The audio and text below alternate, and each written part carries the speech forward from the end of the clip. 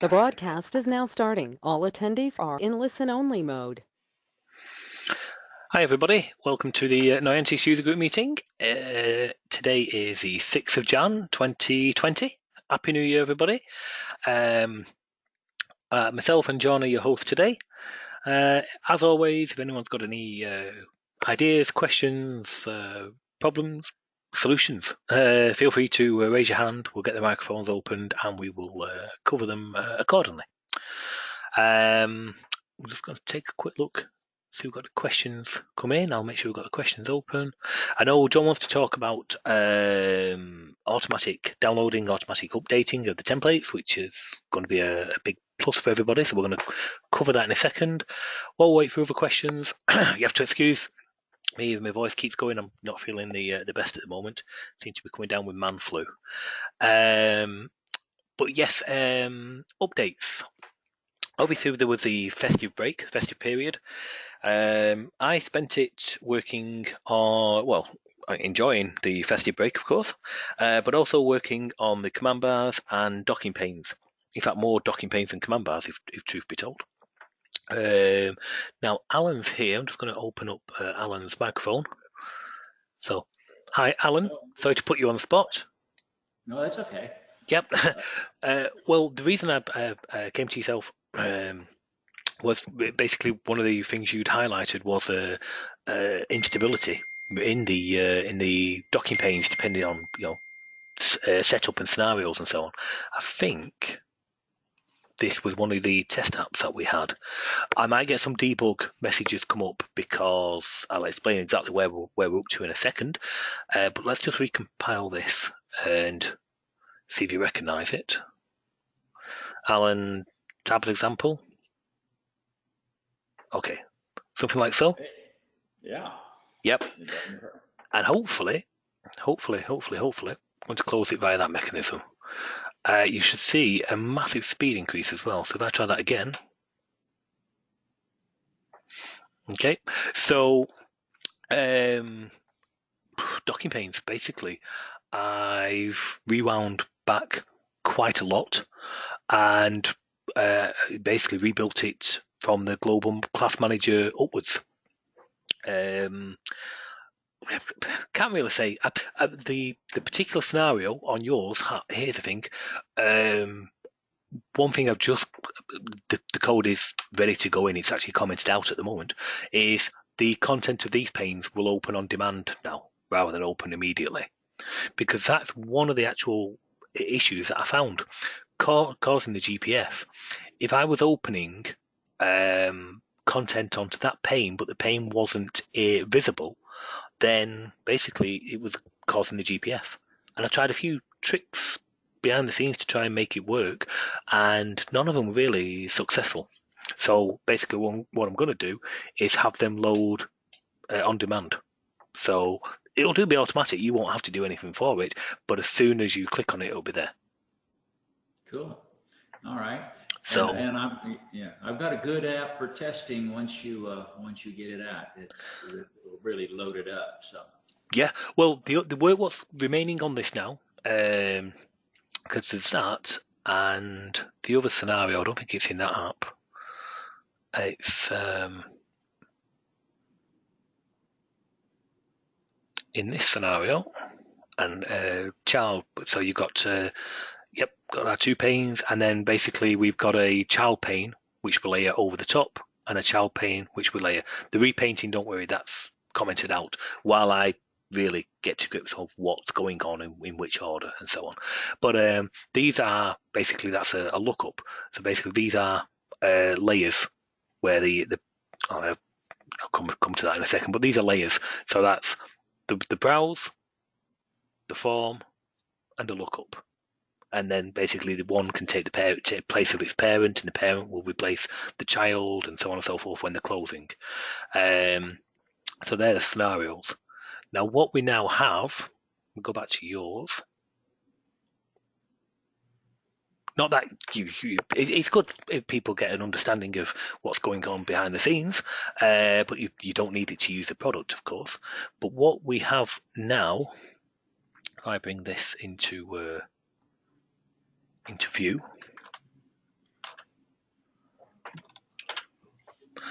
okay, is at the global level, we used to have the window queue, the child window queue, and this was a queue of all the child windows that were required, and it would keep track of if they opened and so on and so forth. Its usage is now changed. It will contain the queue, but only of any windows that are currently active and open. If they're not open, they're not in there. So, and the reason I was doing the closing there is I'm just working on the bit to reverse the close sequence. So that's why you weren't seeing the closing working there, because it's literally the bit that I'm just finishing off.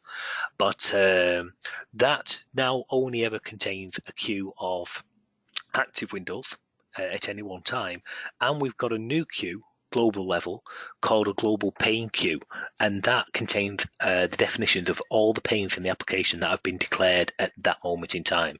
So if you've not gone into a procedure which you've got child panes on there, then they won't be in that. But the minute you open that procedure, they would be in there. And it contains some extra things like, is it a child procedure? Does it have what's the level currently of that particular pane? Because it could be the browse, level 1, could be the update form, level 2, it could be a lookup taking the place of the update form, level 3, and it could be something else, level 4, and then you keep rewinding it back a level. So it keeps track of various different aspects and what the child classes of that particular pane, and because that's never really destroyed until a host window is destroyed, we're potentially not going to get any GPS trying to access a null pointer for the child classes as well. So the actual approach to it has changed dramatically. It's all backwards compatible, which means nobody has to change any code and so on, but internally, yeah, it's going to be faster. Hopefully it should be a lot more stable, and I'm not seeing why there should be any difference between ABC and legacy, which I know John had instability in the legacy in the past and so on, and any kind of code for things like that I've been stripping out, because this new way of doing stuff, it should be able to do it straight away. So that's that. Let me just move that back out of the way. Quick question on that. Yep. Is there a way, or have you thought about giving us an option to close down the procedure when the pane, when you, right now you can have it open or start the procedure when the pane is selected. Mm-hmm. What about closing down the procedure when a new pane is selected, so we don't have so many procedures open? Yeah, I can give you that. Yeah. Just could wind up with 30 or 40 different procedures all running. I don't know if that's going to be good or bad. I know what you mean. I mean, yeah, if they're never going to go back to the other procedures, then naturally in an MDI app, you would go and close that procedure if you're done with it and you're not going to go back. And then of course that would free up memory and resources. I can give you that. That's no problem. In fact, actually, closing the pane. If we close the pane where in a manner where it's not going to be, it would have to be redeclared, and if we destroyed the pane, that's a better term, because of course you have got this hide and the close like so, which we won't want to do it on that. But if you were to destroy delete the pane, then at that point it would close the procedure off automatically for you. And the old one might have done it, but the new one definitely will do that. Well, I just like on the example there on the screen, I'm just talking about like switching between pane 1, pane 2, and pane 3. I don't know. Probably I'd want to leave them all running, but there might be a situation where I'd say, no, I don't want all those running in the background. I just want them working on the one they're working on. Yeah. Well, it would leave them active. Like I said, these will become active, right. But it would leave them active, so you can switch back and forth to them, giving you the MDI capability in an SDI visual approach. But if you call the delete pane, or I might give it an option maybe on the close to close the child content, then it would go through, because basically the opening sequence now. it's got lots of ultimate debugging there at the moment. But the opening sequence, as per this example you sent through, we had, I think this is dummy 1,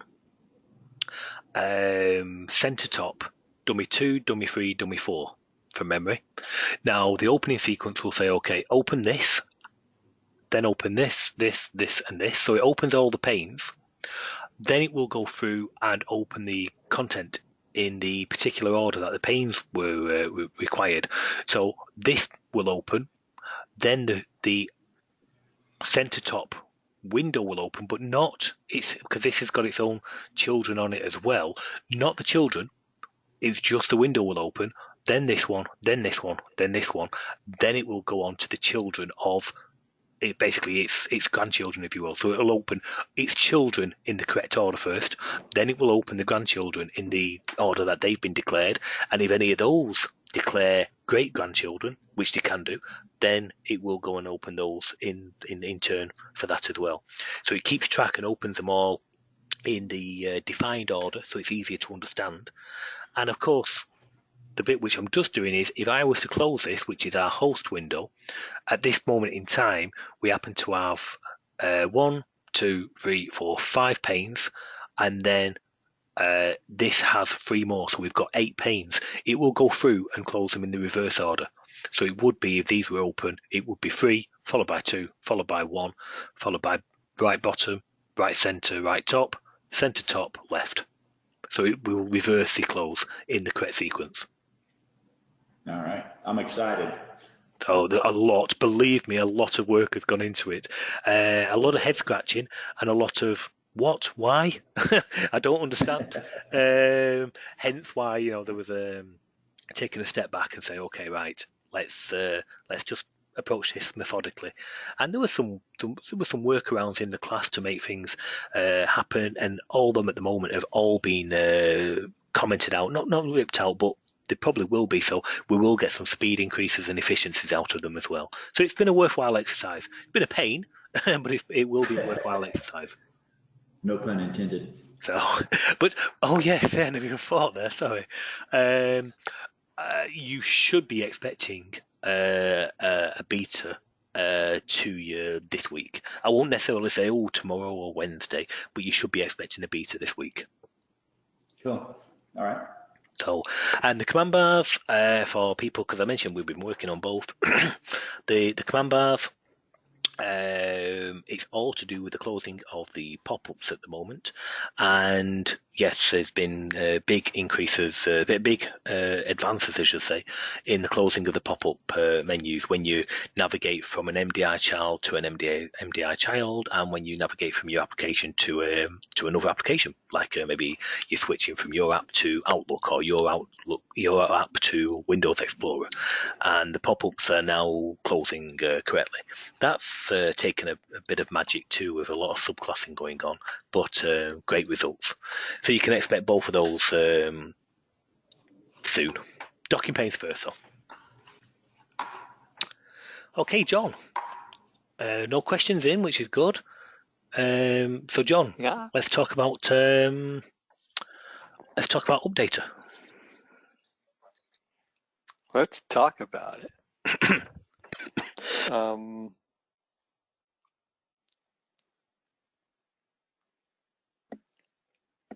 have to wait for Andy for a second. Sorry, I'm here. Just had a bit of a coughing fit, so I muted myself. Nobody wants to hear that. Right.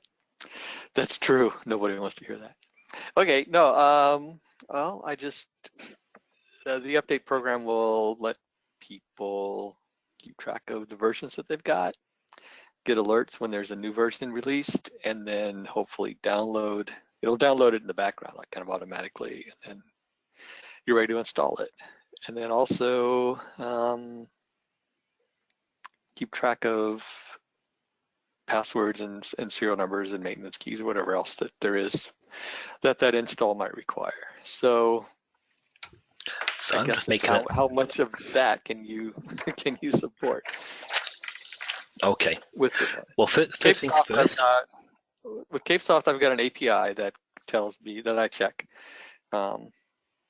to see if they have new releases, and I know you have an API as well. It doesn't give us much information, but that's okay. I No, could fill in extra you, information. you're going to need a new API, I think, because the other one will be really the installer calls that API to check validity and so on and so forth, and that's still going to be required even if we automate the procedure, the installer, which is great, which we will do.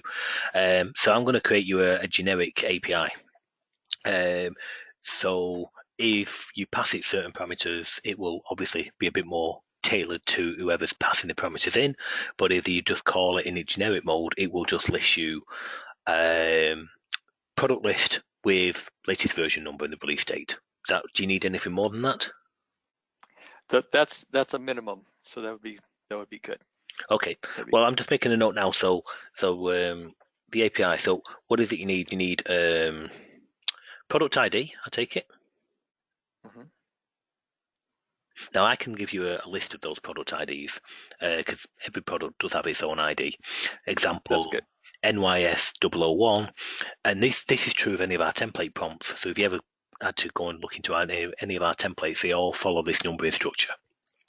Okay. 001, and they're all NYS. So 001 is shortcut bar, 002 is command bar, 003 is calendar pro, so on and so forth, and it goes all the way through to I think 30, which is Chillcat. There's a few gaps, so we can categorize products, but that is essentially that. So on. So we want product ID, product name. Product name. Yep. Version and release date. Is that okay? Yes, that would be fine. Let me see. I should look and see what I'm picking up. Description is good. I don't know if you want to put that there. Somehow I have to get a description. Either I've got to enter it or it's got to be in the API. API description. Yep. So name, description. Okay. Yep. And let's see. I'm looking at my code real quick to see. You need the download link. Yes, I need the download link. Now this is where it might be filtered depending on what parameters are coming in. This will be a little PHP script residing on our server, and that will handle what parameters you pass in. So if it knows for which account, then of course it will be able to authenticate and say what you're allowed to download and what you're not allowed to download. Right. And we can store those things that can be passed over. So that should work. So just making the list. Params. Obviously the parameters will be optional. So it will be, what would we need? We would need your account ID and password. Okay. So that I obviously I see who you are. We'll know the date that you're querying. It'll be whatever date you are performing the actual query. So if you don't pass anything in, just make sure we've got this right. If you don't pass anything in, you will just get a list back of our products with the product ID, the name, description, the latest version, and the release date of that version. And that will be it. There might be other elements to it, but they'll be empty. In fact, if it's JSON, then it'll just be, they won't be there. It's up to you actually. I can make them be there if you want them to be, but just not populated. Really, it's up to yourself what works best. Okay. Either is fine. Doesn't matter. But okay, I think that looks like it as far as the minimum that I need. Is there anything extras you need? There's things that are in the program. There's things like release notes, things like that. You store those in the templates, though. Yeah, but we do have pull them from those. We can put them in the database driving this, so that's not a problem. I can populate them so you can bring them down. Okay, that would make life easy. That's good. Okay. Release date, release notes.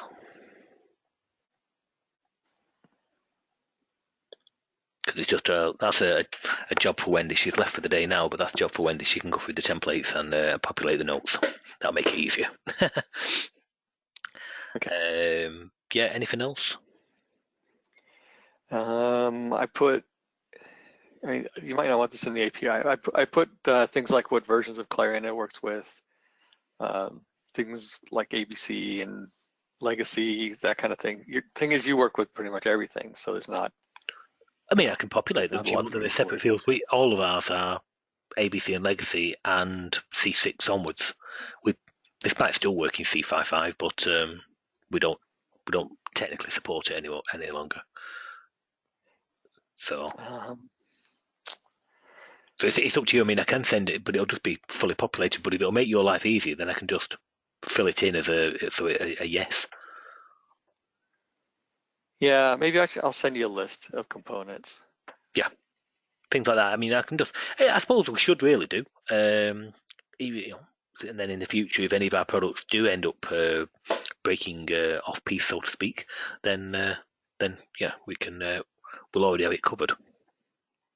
Yeah, I can send you more info on it, but basically, like, I have it broken down into two things, which is I have Clarion version, then I have components, and components are things like ABC, legacy, it's a class, things like that. But they're really just information that you can put in, and they're just separated by pipes, and they just display on the screen, so people know what it is. It doesn't have to be necessarily, consistent between every product.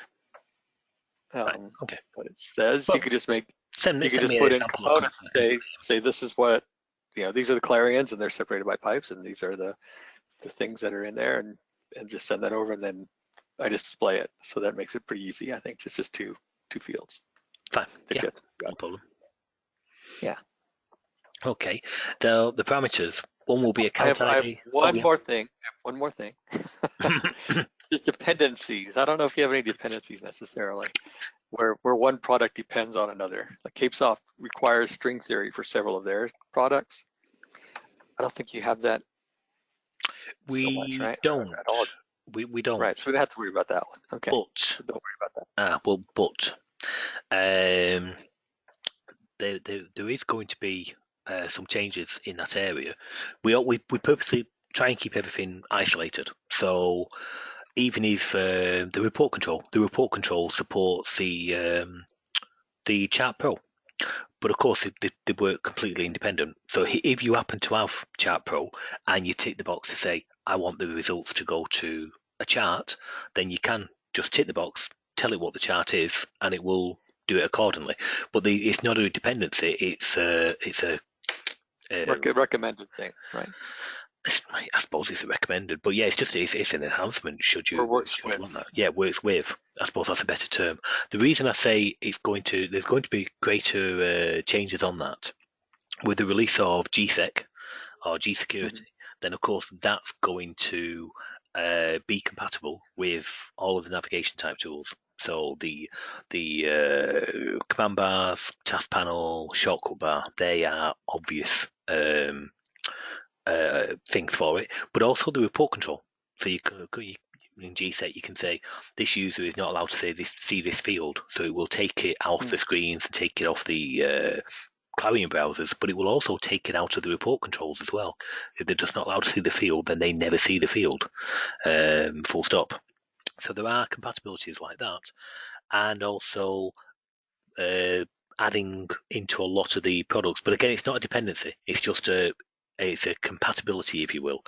Chilcat is starting to get implemented into a few of the products. So the calendar will have an enhancement where it talks to Chilcat to update your online calendars, things like that, and so on.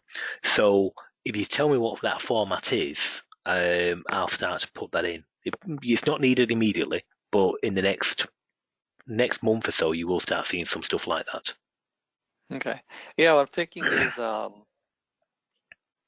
could probably break things into different, just like we're doing with components, right? So if you had a line that was requirements and you required CodeJock product, right, for your template to work, then that would go on that list. You could separate those by pipes as well if you had different ones that were required. Okay. You could have a requirements ones, you could have a recommended, you could have a works with. And each, whatever works with it's just the product name with separated by pipes. It's just so that name or code. If If you're it's just your own displaying it, then product code would be fine because then I can link it. it's up to you. If you just want to display it, then I'll give you the name back. If you want to have it so you can have hyperlinks to another product and so on and so forth, then you'd want the ID. It's up to you. I think we could have we could have ID. Could do it like See, I have Clarion to does. know whether The I have to know name, whether the name, and then square brackets the value. So it could be command bars, Okay. square brackets, NYS002. Oh, there you go. Okay, that's easy to parse, and then separate those by pipes. Yeah. And then I could break it out so that it could link underneath it. Because I have a tree, and that way you could link it. Okay. Yeah, I like it. Okay. Okay, so Cool. I've got requirements, works with, and compatible. Is that what we said? Yes. Requirements works with. Well, recommended is what I had. Oh, yeah, so yeah. Required, recommended, works with. Yeah. Did this make sense? Okay. Now, it will obviously give broad information back if it's just a generalized query. If you do pass in account ID and password, then it will be more tailored to yourself, because it might be, in fact, that's one of the things you do need in there. You need maybe expiry date and what version you That'd be good because I'm going to track those too. I want to track when maintenance agreements expire and things like that. I want to be able to have notices. Well, I was thinking with expiry version, because you might be on command bars 40, so let's say you expired at the end of December. So the latest command bars is something like 408, 407, 408, something like that, hypothetically. I release a new one in February. That becomes 409. Then the API would return back command bars, so on and so forth, NYS002, release date February, version 409, but yours would be, and then it would also, if you've passed in the details, expiry date 31st of December, expiry version 408. So you're only actually entitled to version 408 because because that's all where you're up to. Right. Okay. That's no problem. Okay, so that's fine from the API. From from that. In fact, that's all you need from there. And then the installers just need all the prompts to be passed in as optional command lines. Is that correct? Correct. Right. And that's one of the things Dave Bratovich is also pushing for as well. So I'll come up with a generalized list of at one point I did think you guys were going to clash coming up with a similar utility, but he's not going to anywhere near the in depth of what you're doing on yours. So I think that's good, and so on. But yes, basically, I don't know what them parameters will be. I'll make them pretty self-explanatory. Name is name and company is company, that kind of thing. Clarion version, Clarion ver, things like that. Right. Okay. Is there any limits to any the command lines? Because not that I know of. I was going to say, because you can probably end up with don't know, possibly 8, 7, 8, 9, something like that. I think we should be fine at that. Yeah. Okay. Then I will. We'll do. That's nice and easy for me to test here.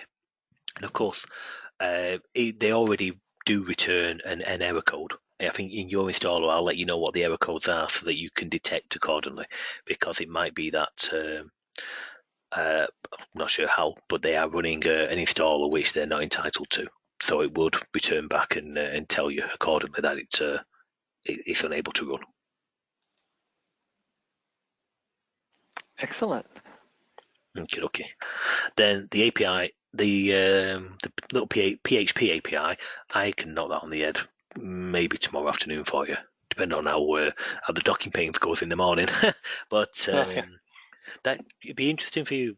Obviously, let's get the docking pane release out and make sure people are happy and so on and so forth. But then, if we've got any legacy tests which we've done in the past. I've still got some, but if you wanted to try, if you still got any way you could give it a run out in yours, that'd be much appreciated, because I know you did have particular issues with it, and I'm trying to we'd have get away. problems with it where the procedure wouldn't be within the pane. It would show up outside the pane. So whereas, obviously trying to make sure there's none of that, and there was explicit code in there. Still might be some couple of bits in there, one saying if it's ABC do this, if it's legacy do this. I don't particularly like that. That I don't like that approach. It's all common Clarion code, so it should just work. At least that's the intention. Different embed points, granted, I appreciate that, because they are different between legacy and ABC, but not Clarion code. Clarion code should just be Clarion code. So we shall see. Okay. And I take it this is coming back in JSON format. Yes. Yeah. Please. Fine. Okay, well, we've got no questions in. It could well be our shortest on record. Don't know if that's a good or a bad thing. Well, you should go and rest and get better. Yeah, that wouldn't go amiss. That wouldn't go amiss. Oh, there is one particular thing. I don't think we're going to release it, not as a product. Probably do it as a Friday webinar. Anybody who's here now still got some people around to do with spell checking? Anybody use spell checkers in their Clarion apps? Alan does. So, yep. I've got Alan. Your mic's back open again. So, which one do you use, if you don't mind me asking? Well, actually, Dries is in the middle of adding it, or one of the programmers is right now, and I can't remember off the top of my head. I remember, let's see, SSCE live files I remember is involved, just because that was causing me fits. But I'm sorry, I don't remember which one he's putting in. Oh, okay. With one of our particular applications, a couple of them, we need. We want to add spell checking capabilities. I'd like to add it where, as you type, you get the red underscore. I don't know if that might be a bit of a tall ask. In fact, it probably will be, in fairness. But anyway, I took a look around at a couple. I got Wengel to take a look around as well. We found some, but they were quite expensive, upwards of £1,000, which I don't know what's that dollar, $1,300, $1,350 for something like that for the spell check license. I mean, I think that's it's quite expensive for for what could be a particular a simple addition. Anyway, what I was going to say, John, is so we took around a little more, and I found a spell check OCX. It comes with, I think it's 18 languages. The UI is 5 or 6 languages compatible, and the actual spell check files, which you can maintain yourself, of course, it comes with, I think, 18 different languages. Mexican, English, US English, UK, Spanish, French, Dutch, German, so on and so forth, all the usuals. But the actual control itself, you can run it in demo mode, and then to buy it's something like €98, and that's royalty free. So I didn't think that was too bad. So I was thinking of just knocking a class together, and would do it as we'll put it in the Ultimate, if you like, or whatever. We'll put it out to the community free of charge, because everyone really wants to use spell checks. I've got to see if it's any good first. But something's going to come of it, because I need a spell check myself. So that's going to be knocked together. But rather than release a product of it, and so on, I was just going to give it over to the community. So whichever the best mechanism is of doing that, we'll just go with that. Well, Andy, it wouldn't hurt for you to just check with Dries to, I mean, he looked into it fairly recently, so maybe he's got some input for you. Fine, I'll drop him a message. I'll send him the one I'm trying to remember the link. I only got it the other day. Let me just take a quick look on here. Program.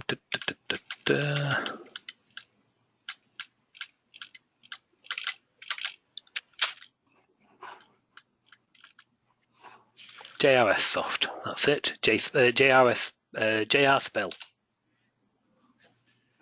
and so on. Yeah. So we're going to be releasing that. I know it supports spell check as you type via its interface. So John, if you want to, I don't know when, maybe might be early Feb now, but we could do a Friday webinar where we put a class together. We'll think how to release it, whether it goes under the ultimate spell or whatever, or whether I just do a free template. It doesn't really matter, one or the other. And then we'll maybe do a Friday webinar, show how to add it and so on. Yeah, that sounds great. February is totally open. Excellent, cool. So so that was just a little one. I was talking to Bruce actually earlier on about topics for CRDC. We're talking about various things, and I mentioned it, and he was saying that'd be a good thing for a Friday. So it's a case of I know just the man I'll speak to about it.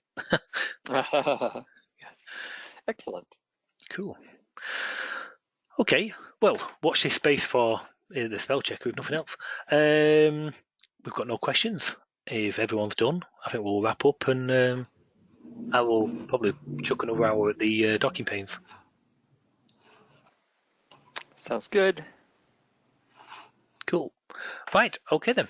Well, thank you very much, everybody. Again, Happy New Year, and we will continue next week. And Alan, feel free to drop me a message, the Wednesday, Thursday, and just say, have you got that beta? Because that's how we are going to be pretty close on that for the docking pane. Okay, Try and keep it. I've got so much other stuff I'm working on that app that it's not time critical at this point. So I'm not going to be too pushy. Okay. Well, I mean, how can you hear that? The good news is because I'm replacing the engine in our Schedule It and another application, Trando, which we're working on, which works heavily on docking panes. Then it'll be getting good tests straight away in that. So by the time you getting your hands on it, it will already go through tests anyway, but it'll be going through live user tests as well. So the idea is to basically throw everything at it to get it released and happy as fast as possible. Okay. Thank you, everybody. Until next week. Bye, everybody. Cheers. Bye.